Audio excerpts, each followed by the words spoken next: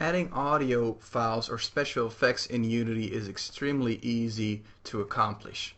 If you open up the project files that come with this course, in the folder audio you will find a file called grenade.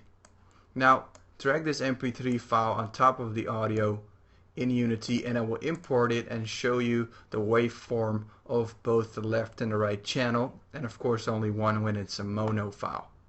Now by default there's a couple of settings checked here.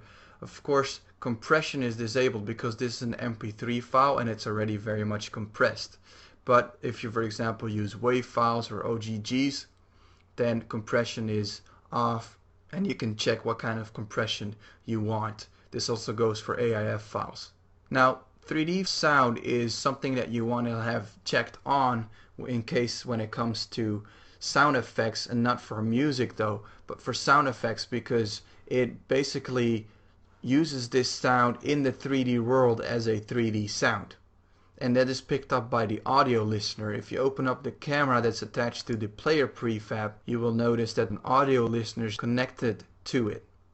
If I would duplicate this camera and I would have two audio listeners, Unity would give me an error saying there's two audio listeners in the scene because you only need one. Now the audio listener is attached to the camera because we want to hear sound relative to the camera. So for example, if something is exploding towards the right, then we want to hear sound towards the right as well as, for example, the left. So that's what 3D sound does, and of course it's also louder or quieter when you're closer or further away. Now there's a couple of other settings. It says force it to mono, and this will force the stereo to a mono file. And then of course you can also set it to decompress on load, because when your game loads you could decompress it so that the file size is smaller when you ship it, but you have more frequencies to play with as soon as the game starts. Then of course there's some compression in kilobyte per second, and then that's it for the settings. You can preview the audio by clicking the play button, and of course you can loop that as well. Now let's attach this to our prefab here. You might think we want to attach it to the grenade, but if you attach the grenade you have to do more scripting to get it done. What's easier is just to attach it to the explosion, that as soon as the explosion is created it will play the grenade sound. So let's open up our exp for explosion and just drag the sound on top of it, and that's all we need to do. Now it gives us a couple more options here. Play on awake means that as soon as it's created the sound will play, and this is in this case what we want. The volume of this file is 1, and if you think it's a little too loud compared with the others you can tweak that down a little bit, but I'd highly recommend to do that in your audio editing programs more than I would do that in Unity, although you can. Pitch is an interesting one. For example, if you have footstep sounds, you don't want to have the same footstep play the whole time, but you only need one file. You just slightly change the pitch and then it sounds like a totally different footstep.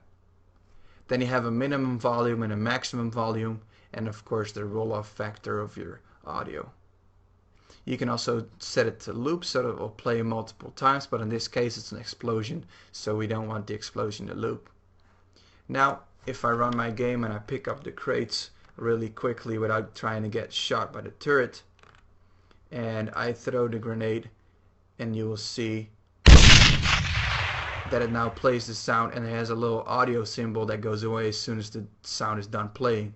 Now if I throw the grenade and it's towards the right of the screen, you will hear it in the right speaker, and if it's towards the left of the screen you will hear this in your left speaker. And I just fell off the platform, but that's okay. Okay, so that is how sounds work. Of course there's also the option to script it.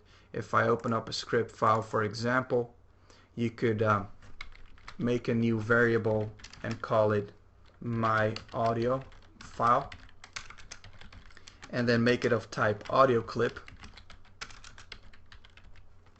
and this will allow you to drag an audio file on top of this variable in the editor, and then if you want to play it you can simply reference to it using my audio file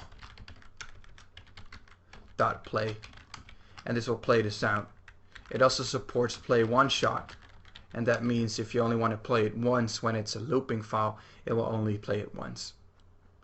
So that's how audio works in script. Very easy, a lot less complicated than I thought it would be when I didn't know about it. But it's very flexible and very powerful.